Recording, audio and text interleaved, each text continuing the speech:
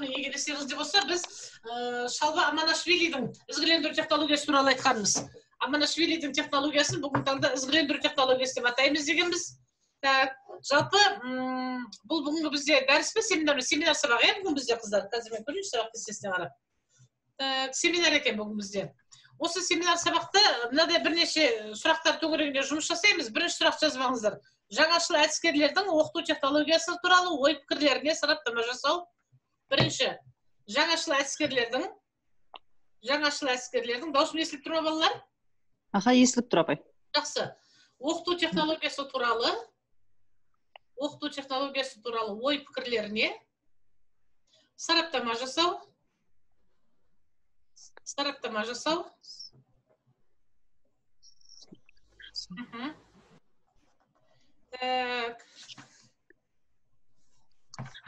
Екінші бүгінгі талдайтын дүниеміз педагог шеберлігі жаңа технологияның негізі атты тақырыпқа дебат сабағының үлгісін ұсыну.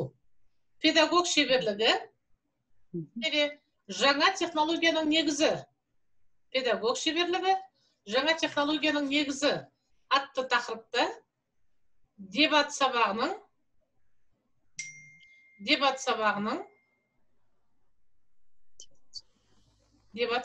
үлгісін ұсыну.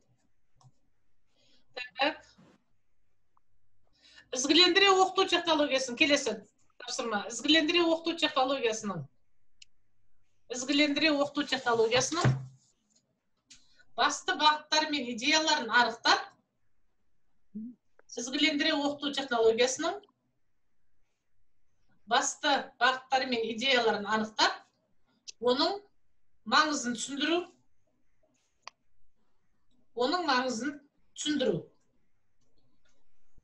Бар ма балалар? Маңызын түсіндіру. Жақсы. Бүгінгі сабақты мен Макаренко деген кім? Қарлығаш, білесіз бе Макаренконы? Педагог. Макаренко, кім ол? Кім деп білеміз ең алдымен Макаренконы? Педагог ретінде. Педагог, Сухомлинский, Макаренко, Ильин дегендердің барлығы педагогика деген пәннен дәрістен өттіңіздер ғой, осы бұл кісілердің барлығы еңбектерімен таныссыздар.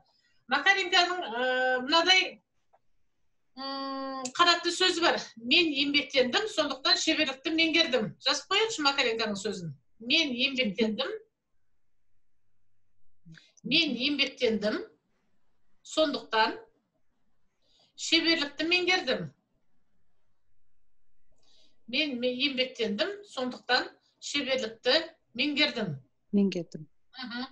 Бұл Макаренконың сөзі.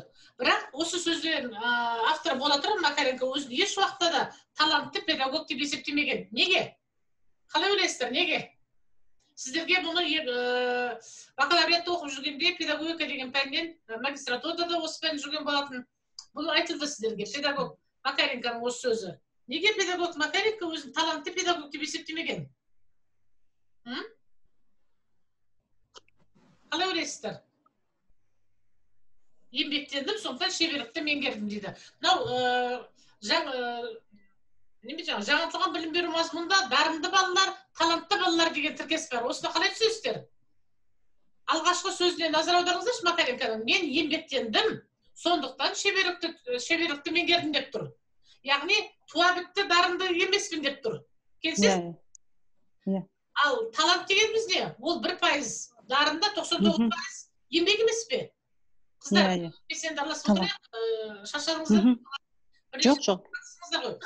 Яғни 1% талантта 99% еңбек. Яғни Макаренко қандай педагогтардың қатарына қосып тұр? Мен еңбектендім, сондықтан мен шеберлікті меңгердім деп отыр.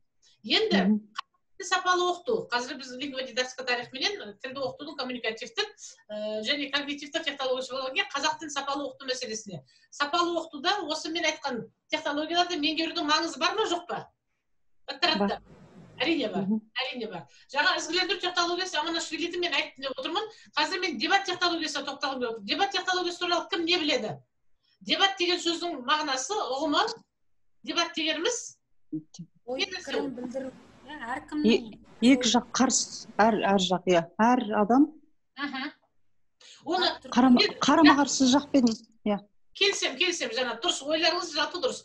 Енді кез келген әдіс технология деңгейіне көтеріле ала ма балалар?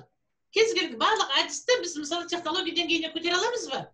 Технология болу үшін ол әдістің қандай параметрлері, қандай критериялар болу керек? Неге біз дебатты технология деңгейіне көтеріп отырмыз? Біз ана баяндау әдісі, сұрақ жауап әдісі, түсіндіру әдісі сияқты әдіс деңгейіне қоймадық. Дебат әдісі деп кетпейміз. Неге дебатты технология, жобаны технология, дамыта оқытуды технология деңгейіне көтеріп отырмыз? Технология деңгейіне көтерілу үшін кез келген әдіс тәсілдер не болу керек балалар? Қазақ тілін оқыту әдісі емес, бұны өттіңіздер сіздер, білесіздер. Не болу керек? Қалай ойлайсыздар? Әдістемелік ұстанымдары болу керек шығар. Әдістемелік ұстаным дегенде қалай түсінесіз? Жеке пәнді оқыту ұстанымы бар, жалпы пәнді оқыту, жеке пәнді оқыту ұстанымы бар. Мысалы, жақсы, қазақ тілін оқыту ұстанымдарын атаңыздаршы. Қандай ұстанымдарды негізге аламыз? Ұстаным дегеніміз принциптер ғой. Солай ғой. Қандай ұстанымдарды біз қазақ тілін оқыту әдістемесіне негізге аламыз? Бірінші, ғылымилық ұстаным. Әнекей, бір 10 ұстанымды берген болатын, қалағыз есіңізде болса. Бірінші, ғылымилық ұстаным. Ғылымилық басым болу керек па? Міндетті түрде. Балалар. Тағы да, одан кейін. Балалардың жас ерекшелігін ескеру ұстанымы болу керек па? Қарлығаш, есіңіз жүріңіз. Жас ерекшелігін ескеруіміз керек па? Біз 8 сыныптағы бағдарламаны 6 сыныпқа барып бермейміз ғой. Жас ерекшелігін ескеру ұстанымы. Тағы да, қандай ұстанымдар басты назарда болу керек балалар? Оқытудың саналылық ұстанымы деген. Яғни саналы түрде бойына сіңіру керек пе жаңа материалды бала? Әлде жаттанды түрде болу керек пе? Яғни саналық болу керек. Саналы түрде. Дұрыс, саналы түрде. Белсенділік болу керек пе? Белсенділік ұстанымы болу керек. Жанат, солай ма, солай емес пе? Оқытудың белсенділік саналылық ұстанымы. Тағы да. Тағы қандай ұстанымдарды білесіздер? Егер де сіздер, мысалы айталық, сіздер екеуіңізде шет тіл пәнінің оқытушысыздар. Сіздер қазақтарға, немесе орыстарға ағылшын тілін, қытай тілін, басқа тілдерді меңгерткенде, сіздер қандай ұстанымды негізге аласыздар? Қандай ұстанымды негізге аласыздар? Ойланыңыздаршы. Қарағаш, ағылшын тіліне сабақ бересіз ғой? Қандай ұстанымды негізге аласыз? Кәнекей, Жанат. Сіздер қазақ аудиториясына берсеңіздер, орыс аудиториясына берсеңіздер де, сіздер негізгі ұстанымыңыздағыз ана тілін таяныш ету ұстанымы деген ұстаным бар. Солай ма, солай емес пе? Сіздер алдыңызда отырған аудиторияның ана тіліне таяныш етесіздер ғой. Сөйтіп барып өзге тілді, яғни шет тілін меңгертесіздер. Солай ма, солай емес пе? Бұл да ұстаным, келесі ұстаным жаңағы әдістемелік ұстанымдар дегеннен шығады. Яғни жалпы пәнді оқыту ұстанымдар бар, жалпы дидактикалық ұстанымдар бар, және жеке пәнді оқыту ұстанымдар бар. Жақсы. Енді дебат технологиясына көшейік. Соныменен қысқаша әр технология туралы қысқаша мәлімет беремін. Жазып отырамыз да, ары қарай практикалық жұмысқа көшеміз. Келісіп пе балалар? Естіліп отырмын ба? Әлде дауысын басайын ба, қатты шығып тұр ма? Жақсы шығып тұр, жақсы. Дебат технологиясы тілдік тұлғаның дамуына көмектеседі. Дебат технологиясы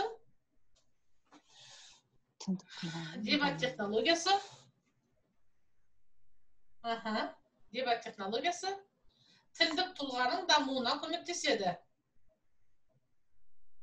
Тілдік тұлғаның. Балалар, осы орайда тілдік тұлға деген тіркеске назар аударыңыздаршы. Тұлғаның қандай түрлерін айттық біз? Тілдік тұлға бар, интеллектуалдық тұлға бар, естеріңізде ме? Интеллектуалдық тұлға, тілдік тұлға, тағы қандай тұлға бар? Тұлғаның қандай қасиеттері бар тағы да? Дара тұлға, жеке тұлға. Жақсы. Бұл технология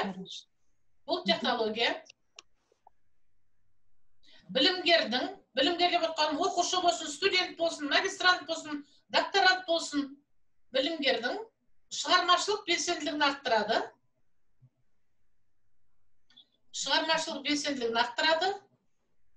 Сонымен бірге үлгеріп жатырмыз ба? Жақсы.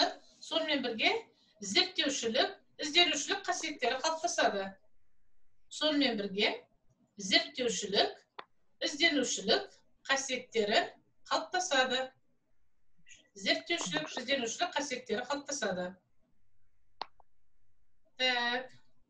Дебат технологиясына ары қарай келесі сөйлем. Дебат технологиясына құрылған зерделік ойынға екі топ қатысады. Жаңа сіздер дұрыс айтыңыздар, екі топтың бір-біріменен пікір алмасуы. Дебат технологиясына құрылған зерделік ойынға дебат технологиясына құрылған зерделік ойынға 2 топ қатысады. 2 топ қатысады. Жақшар ішінде бекітуші топ және даттаушы топ. Бекітуші топ және даттаушы топ. Даттаушы топ.